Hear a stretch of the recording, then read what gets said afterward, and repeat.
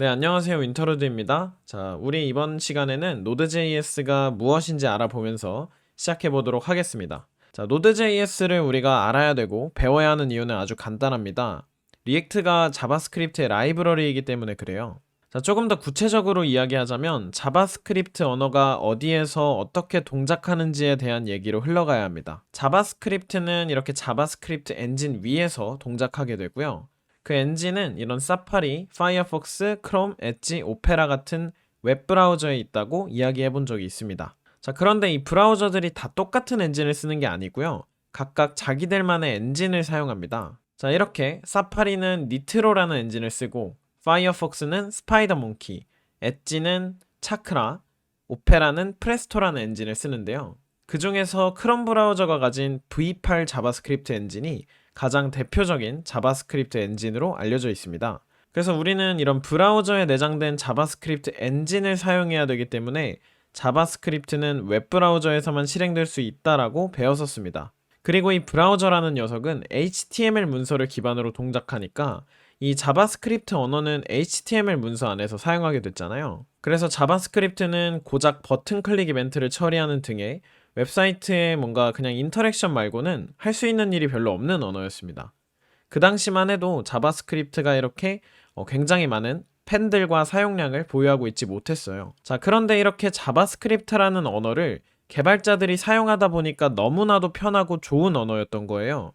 그러니까 드는 생각이 이렇게 좋은 언어를 브라우저 안에만 가두기가 너무 아까운 거예요. 자, 근데 그때 마침 크롬이 자바스크립트를 실행할 때 사용하는 JS 엔진인 V8 엔진은 C++로 개발되어서 브라우저 내부가 아니더라도 어디서든 이 엔진을 사용할 수가 있었습니다. 자, 그래서 개발자들은 이 V8 엔진을 브라우저에서 똑 떼어냈습니다. 자, 그리고는 이렇게 브라우저에서 독립 가능했던 V8 엔진을 사용해서 자바스크립트를 브라우저가 아닌 어디에서든 사용할 수 있게 만드는 위대한 프로젝트가 시작되었는데 그 프로젝트의 이름이 바로 Node.js입니다. 이 Node.js는 그래서 이런 프로젝트를 통해 탄생한 크롬의 자바스크립트 엔진인 V8 엔진을 이용하여서 자바스크립트를 브라우저가 아닌 어디에서든 사용할 수 있도록 만들어주는 그런 친구입니다. 즉, 이 Node.js는 자바스크립트의 실행 환경이라고 부를 수가 있으며 이를 자바스크립트의 런타임이라고 부릅니다. 자, Node.js가 어떤 녀석인지 이제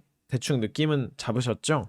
그래서 우리는 이 Node.js를 다운로드해서 우리 컴퓨터에 설치해두면 이 Node.js를 이용해서 자바스크립트의 코드를 브라우저 없이 우리 컴퓨터에서도 실행할 수 있게 됩니다. 자, 이렇게 컴퓨터에서 자바스크립트를 실행할 수 있게 되었다는 건 엄청난 의미를 갖는데요. 자바스크립트가 브라우저에서 벗어나서 독립적으로 실행될 수 있게 되었다는 것, 이거는 자바스크립트라는 언어가 태생적으로 가지고 있던 엄청나게 큰 한계가 사라진 거라고 생각하시면 돼요. 이제 자바스크립트로 카카오톡이나 파워포인트 등의 PC 프로그램도 만들 수 있게 되었다는 그런 뜻입니다. 그리고 그렇게 자바스크립트로 만들 수 있는 프로그램들 중에 우리가 집중해서 살펴봐야 되는 부분은 바로 자바스크립트로 우리가 이제 웹서버까지 만들 수 있게 되었다는 것이에요. 자, 그러면 웹서버가 뭔가요?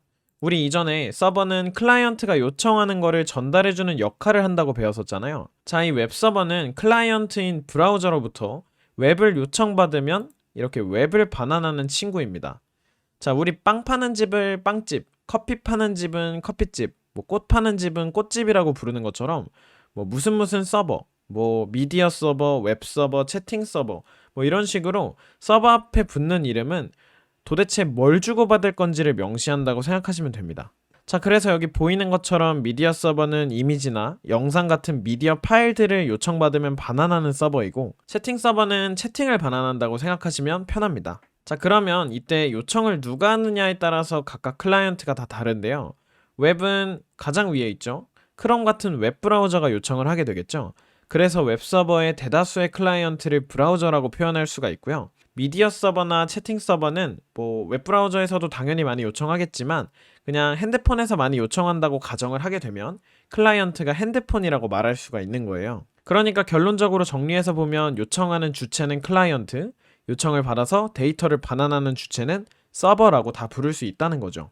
당연히 Node.js는 이렇게 웹서버뿐만 아니라 이런 모든 서버를 다 만들 수가 있고 실무에서도 사용을 하시고 있습니다. 결국 서버도 프로그램이기 때문에 다 만들 수가 있는 거죠. 자, 그러면 이렇게 여러 개의 서버들 중에 우리의 최대 관심사인 웹서버를 좀 자세히 살펴볼게요. 자, 우리가 Node.js로 만들 수 있다는 이 웹서버는 URL이라는 주소로 요청을 받아서 요청받은 주소에 알맞는 웹사이트인데 HTML, CSS, 자바스크립트로 이루어진 웹 파일들을 브라우저한테 던져준다고 생각할 수가 있겠죠. 이때 이 URL 있죠? 우리가 이렇게 매일같이 사용하던 이런 URL, 이 주소는 사실 알고 보면 웹서버의 주소였다는 것을 우리가 한번 생각해 볼 수가 있습니다. 자, 그러면 이제 Node.js를 이용해서 자바스크립트 언어를 이용해서 이렇게 웹서버를 만들 수도 있고, 웹서버는 도메인 주소로 요청을 받아서 알맞은 웹 파일을 던져주는 역할을 한다는 것까지 알아봤어요. 자, 그러면 Node.js가 뭐고 왜 탄생했고 어디에 쓰이는지 알아봤는데, 이번엔 리액트 간의 관계도 한번 얘기를 해봐야겠죠. 자, 리액트에 대한 얘기는 5섹션에서 더 깊게 다루겠지만 그냥 간단하게 얘기만 해보자면, 결론적으로 이 리액트는 브라우저에서 동작하는 복잡하고 여러 가지 기능을 가진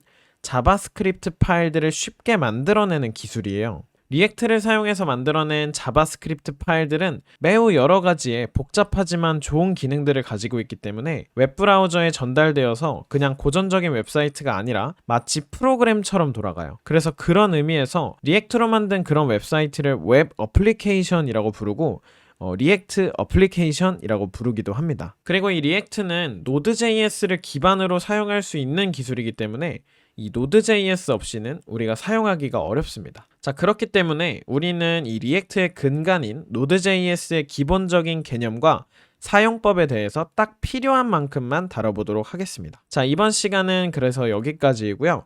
다음 시간부터는 이제 이 Node.js를 직접 우리 컴퓨터에 설치해보고 자바스크립트 코드를 브라우저나 코드 샌드박스 같은 웹 IDE가 아니라 우리 컴퓨터에서 직접 실행시켜보는 시간을 가지도록 할게요. 자, 그래서 저는 다음 시간에 다시 돌아오도록 하겠습니다. 감사합니다. 저는 윈터루드였습니다.